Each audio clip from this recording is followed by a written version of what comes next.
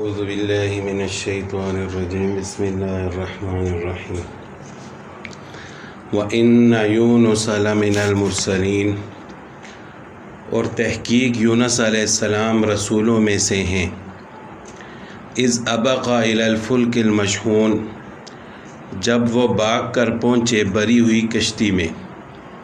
حضرت یونس علیہ السلام کا واقعہ سورہ یونس اور سورہ انبیاء میں بھی گزرا ہے۔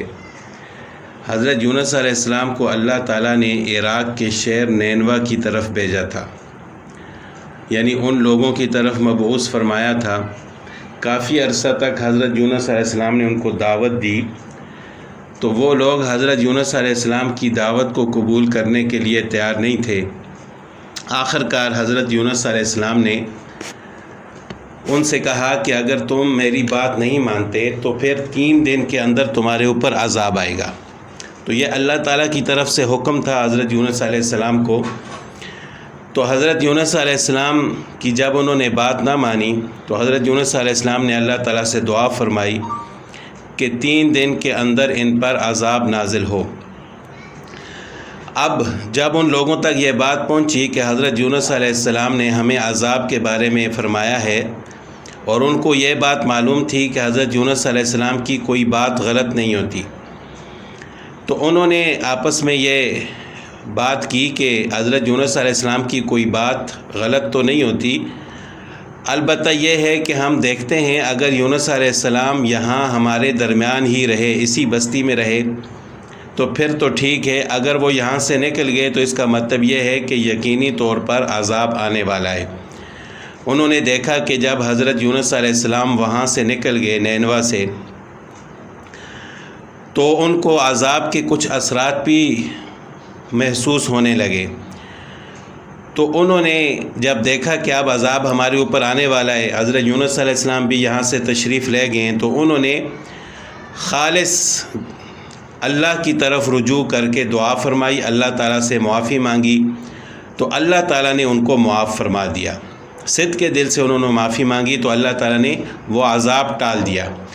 اب یونس علیہ السلام اس بستی سے باہر انتظار فرما رہے ہیں کہ اللہ تعالیٰ کا حکم تو یہ ہے کہ 3 دن کے اندر ان کے اوپر عذاب آئے گا۔ جب 3 دن گزر گئے تو حضرت یونس علیہ السلام نے دیکھا کہ عذاب نہیں آیا، اور ان کے دل میں بحیثیت انسان یہ ڈر پیدا ہوا کہ میں تو اپنی قوم کے سامنے جھوٹا ثابت ہو گیا، نعوذ باللہ، کہ میں نے ان کو کہا تھا کہ 3 دن کے اندر عذاب آئے گا اور عذاب تو نہیں آیا۔ اگر میں واپس ان کے درمیان گیا تو ایک تو وہ مجھے جھوٹا کہیں گے اور ہو سکتا ہے وہ مجھے مار بھی دیں۔ حضرت یونس علیہ السلام کو ان کے ایمان لانے کا اور توبہ کا علم نہیں تھا۔ اب حضرت یونس علیہ السلام بجائے اس بستی میں دوبارہ جانے کے، وہاں سے روانہ ہوئے، بحر روم کے کنارے پر پہنچے تو وہاں پر ایک کشتی میں سوار ہو گئے۔ وہ کشتی مسافروں سے بھری ہوئی تھی، لوگوں نے ان کو پہچان لیا، ان سے کرایہ بھی نہ لیا اور ان کو اپنے ساتھ سوار کر دیا۔ جب کشتی دریا کے درمیان میں پہنچی تو دریا میں ایسا طوفان آ گیا کہ جس کی وجہ سے اس طوفان نے کشتی کو گھیر لیا۔ وہ کشتی نہ آگے جا سکتی تھی نہ پیچھے آ سکتی تھی۔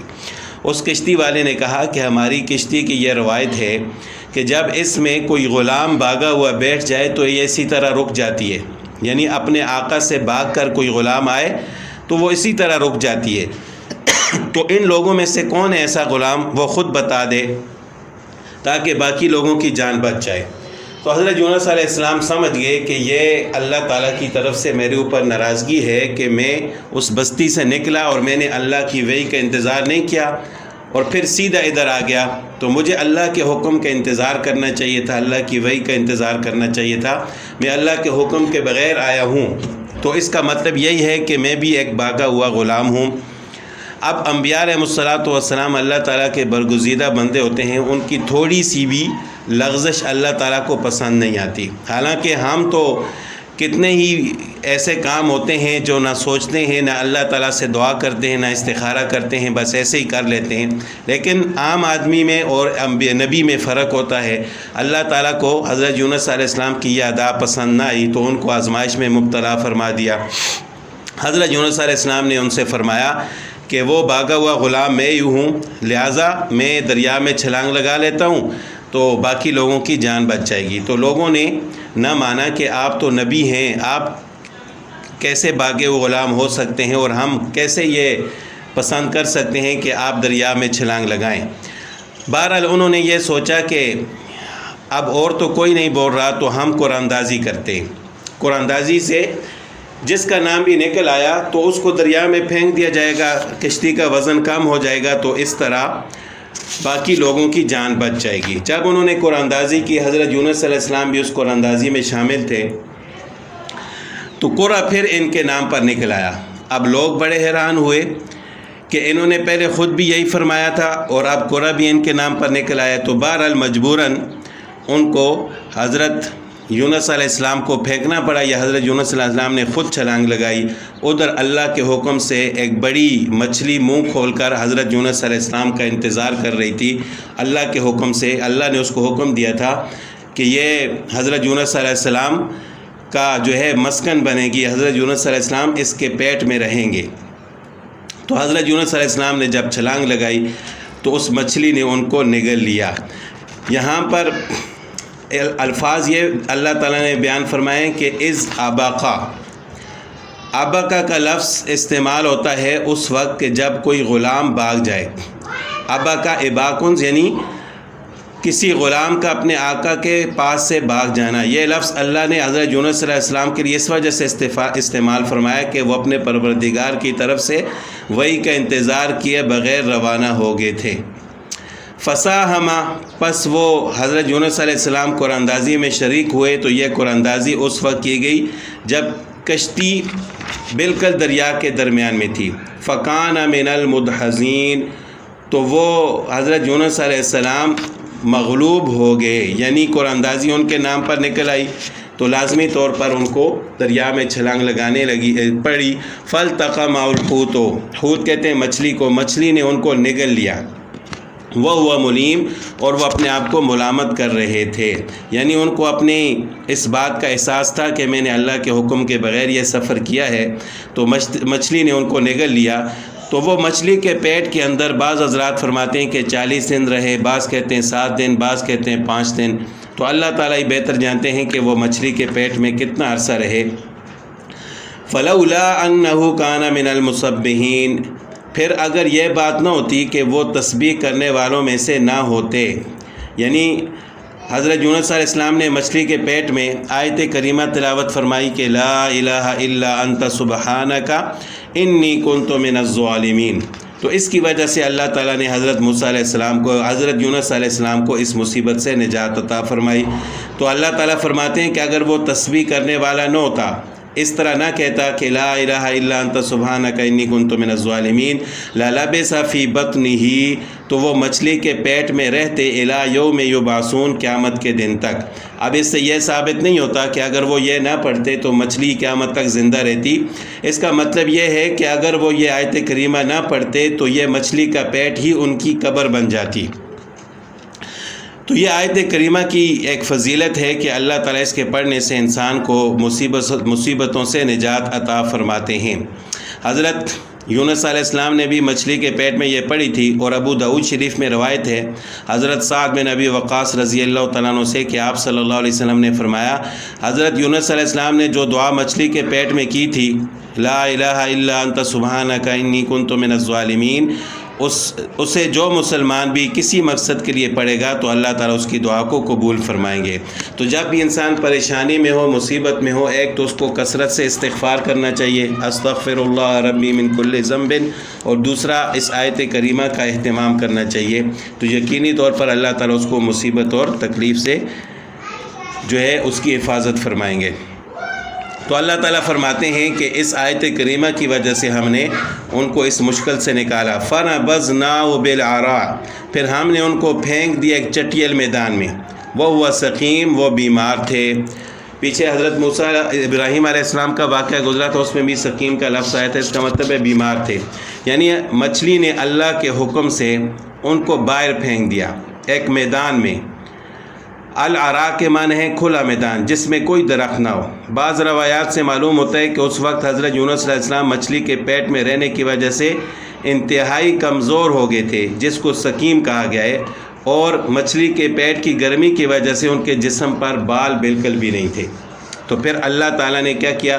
وَأَنبَتْنَا عَلَيْهِ شَجَرَةً مِّن یقطین، ہم نے ان پر ایک بیل دار درخت اگایا۔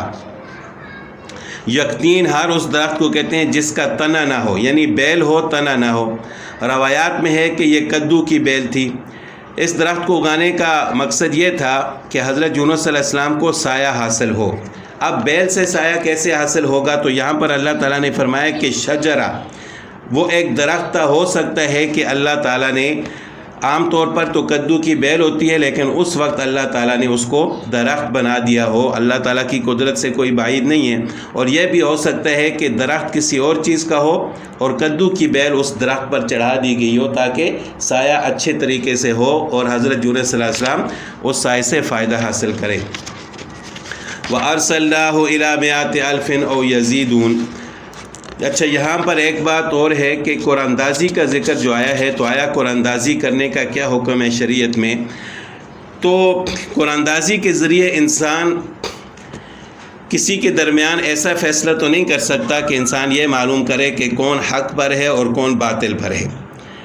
اسی طرح یہ فیصلہ بھی نہیں ہو سکتا کہ یہ کام شرعاً جائز ہے یا ناجائز ہے۔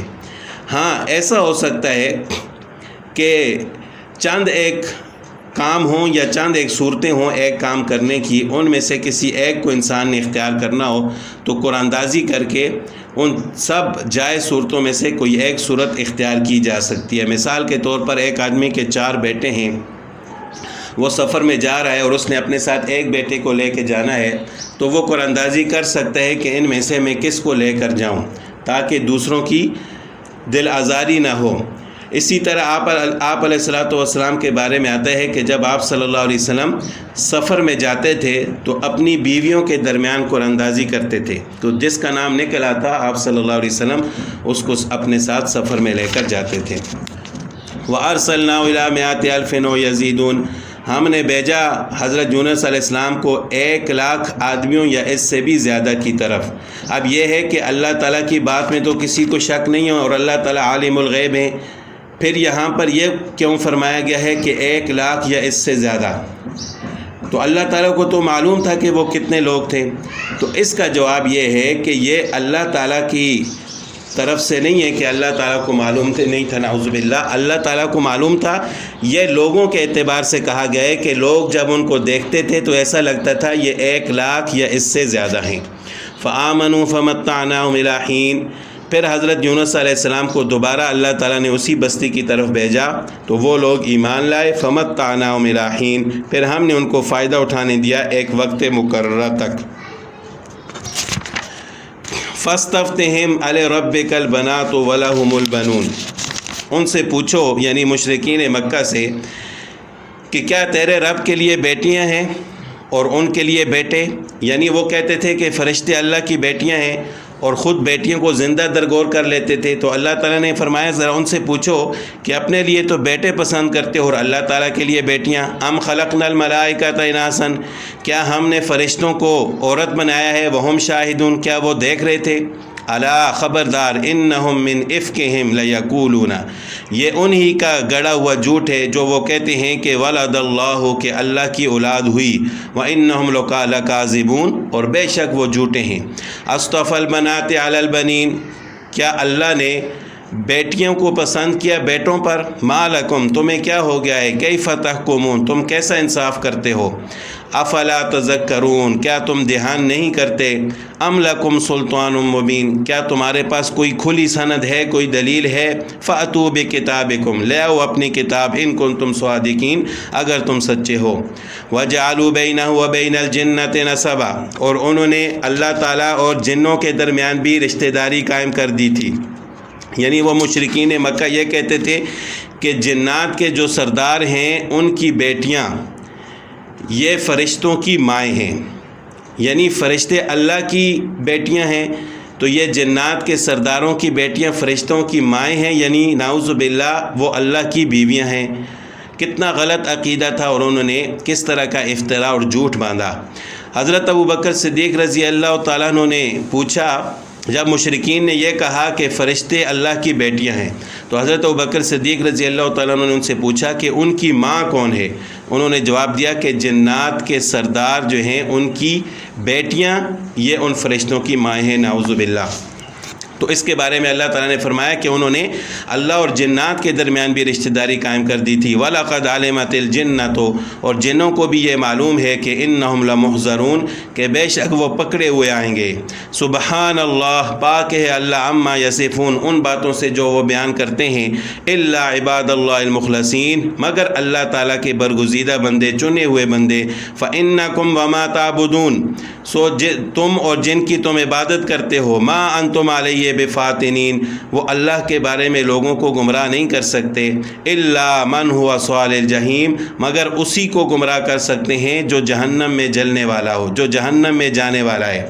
وما منا الا له مقام معلوم، اور فرشتے کہتے ہیں کہ اور ہم میں جو بھی ہیں اس کا ایک ٹھکانہ مقرر ہے۔ فرشتے کہتے ہیں کہ ہم میں سے ہر ایک کا مکان معین ہے، ٹھکانہ مقرر ہے۔ وَإِنَّا لَنَحْنُ الصَّافُونَ، اور بے شک ہم صف باندھے ہوئے ہیں۔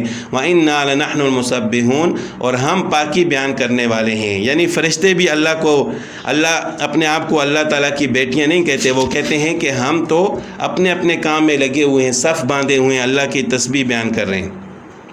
وَإِن كَانُوا لَيَقُولُونَ، اور وہ تو کہا کرتے تھے، لَوْ أَنَّ عِندَنَا ذِكْرًا مِنَ الْأَوَّلِينَ، اگر ہمارے پاس پہلے لوگوں کی طرح کچھ ذکر نصیحت کتاب ہوتی، لَكُنَّا عِبَادَ اللَّهِ الْمُخْلَصِينَ، تو ہم بھی اللہ تعالیٰ کے چنے ہوئے بندوں میں سے ہوتے۔ فَكَفَرُوا بِهِ، سو انہوں نے اس کا انکار کیا۔ فَسَوْفَ يَعْلَمُونَ، ان قریب وہ جان لیں گے۔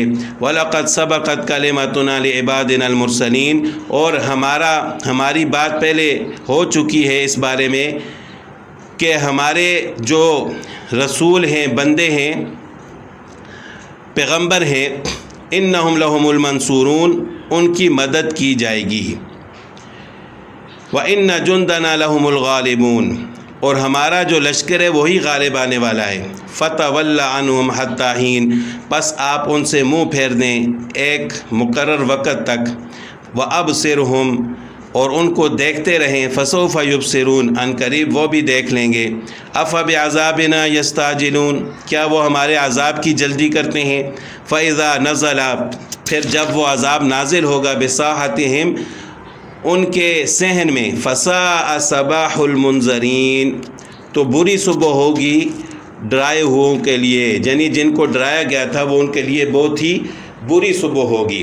یہ عربی زبان میں محاورہ کے طور پر استعمال ہوتا ہے کہ وہ عذاب جب ان کے صحن میں نازل ہوگا تو جن لوگوں کو پہلے ڈرایا جا چکا تھا، منذرین، ان کی وہ صبح بہت بری ہوگی۔ ساحہ کا لفظی معنی ہے صحن، نزلہ بساحتی، اس کے صحن میں اترا، یعنی جب وہ آفت ان کے سامنے آئے گی۔ اور صبح کے وقت کی تخصیص اس لیے ہے کہ اہل عرب میں دشمن کا حملہ عموماً اسی وقت ہوا کرتا تھا کہ جب صبح ہوتی تھی۔ آپ صلی اللہ علیہ وسلم کا بھی یہ معمول تھا کہ اگر کسی دشمن کے خطے میں رات کے وقت پہنچتے تو حملے کے لیے صبح کے وقت تک انتظار فرماتے۔ تو بہرحال یعنی صبح کے وقت جب عذاب اترے گا تو وہ صبح ان کے لیے بہت بری ہوگی۔ وَتَوَلَّ عَنْهُمْ حَتَّى حِينٍ، اور آپ منہ پھیر لیجئے ان سے ایک وقت تک۔ وَأَبْصِرْ، اور دیکھ لیجئے۔ فَسَوْفَ يُبْصِرُونَ، ان قریب وہ بھی دیکھ لیں گے۔ سبحان ربک رب العزت، پاک ہے آپ کا رب جو کہ عزت والا رب ہے، عما یصفون، ان باتوں سے جو وہ بیان کرتے ہیں۔ وَسَلَامٌ عَلَى الْمُرْسَلِينَ، اور سلام ہے رسولوں پر۔ وَالْحَمْدُ لِلَّهِ رَبِّ الْعَالَمِينَ، اور تمام خوبیاں اور تعریفیں اس اللہ تعالیٰ کے لیے ہیں جو تمام جہانوں کا رب ہے۔